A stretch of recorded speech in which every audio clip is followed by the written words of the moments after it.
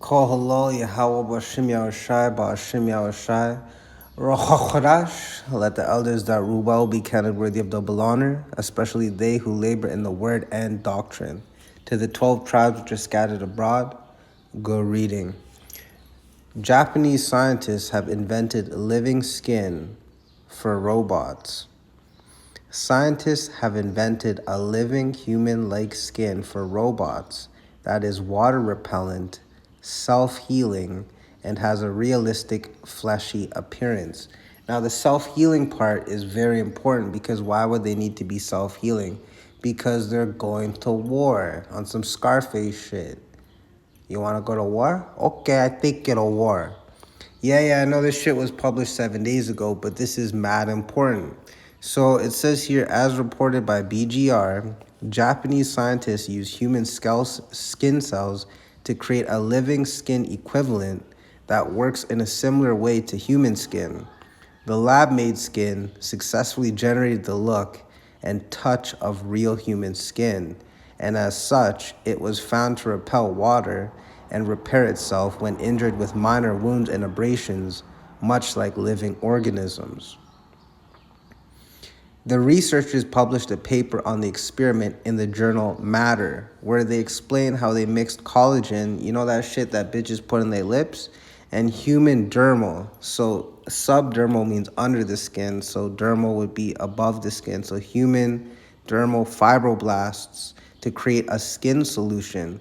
They then submerged a robotic finger into the substance and witnessed the material tightly conform to the three-joined robotic body part given to the look of a real human finger, which is, that was just a satanic ritual. But they also show you this shit in the video game Fallout 4. There's a group called the Institute. And within the Institute, they have the ability to create something called synths, or synthetics, if you would.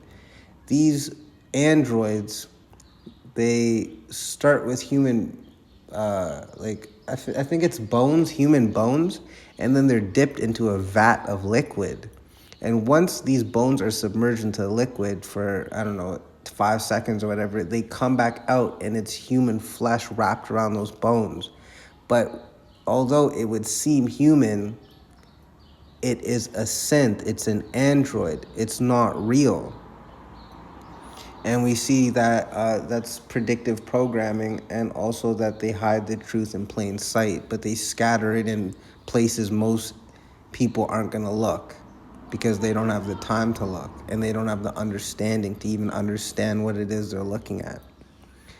All right, so we know that if this is released publicly, then what Edom has, which is the biblical name of the so-called white man, he has shit that is much more advanced, and Yahweh Shai will Esau to release and come public with that technology when the time is ready. But we see that stories like these show you that, yes, things are happening. And what did the elder apostles of Great Millstone on down say? All roads lead to the RFID microchip, which is the mark of the beast, outlined in Revelation chapter 13, verse 16 on down. So let's get the scripts. This is Isaiah chapter 14, verse 14. All right, so Esau, Edom, their thought is this: I will ascend above the heights of the clouds. I will be like the Most High. Right? What's one way that they want to be like the Most High? They want to create an army of robots, right?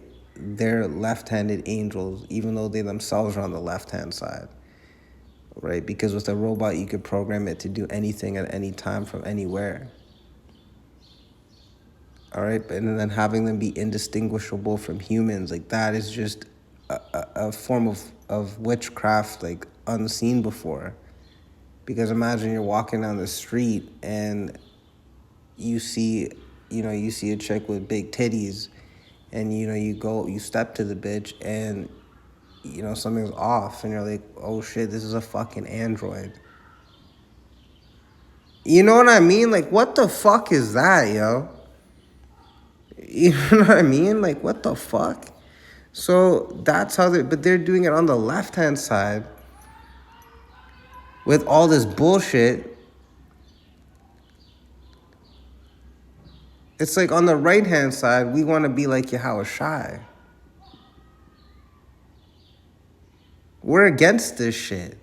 Can you imagine that? Like, yo, you go to fucking buy some food and the person serving you is an android, but they look like a human being. Like, what the fuck, yo? But that's part of what's going to be happening in this society. And it's going to be a test. And the only ones that are going to pass that test are the elect of Yasharallah, the elect of Israel.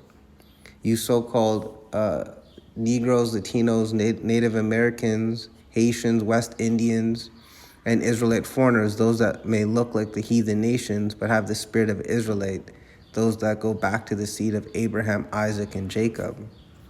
So we're going to get Isaiah 45:7.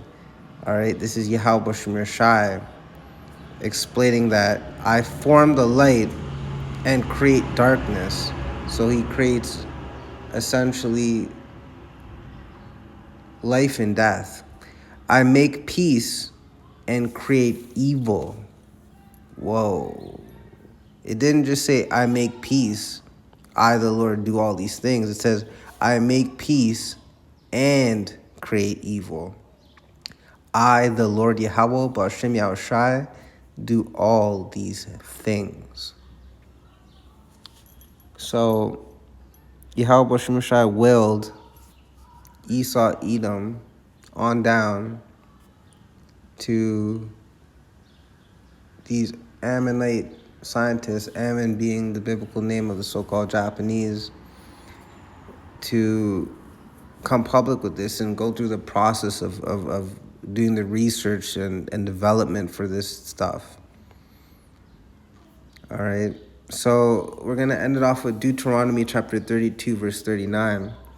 See now that I, even I, am he, and there is no power with me. So there's no, people can be so deceived that they'll give credit to Allah or JC or whoever the fuck, right? But they need to understand that there is no other power except for Yahweh B'Hashem Yahushai.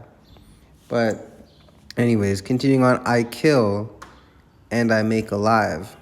Yes, Yahweh B'Hashem Yahushai raises and he raises and he kills. No matter anything, organic, synthetic, he controls it through his righteous ways. Esau Edom wants to emulate that, but they can't emulate Yahweh B'Hashem Yahushai. Ever. Just even trying to entertain the thought is just like, how could you, right? But that's Esau Edom, their pride.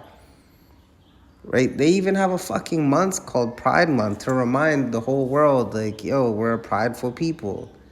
You know what I mean? That's their fucking reminder to the world. Like, how can Esau Edom, which is the biblical name of the so-called, how can they not be the wicked, man? Like, look at the type of shit they pass in the society.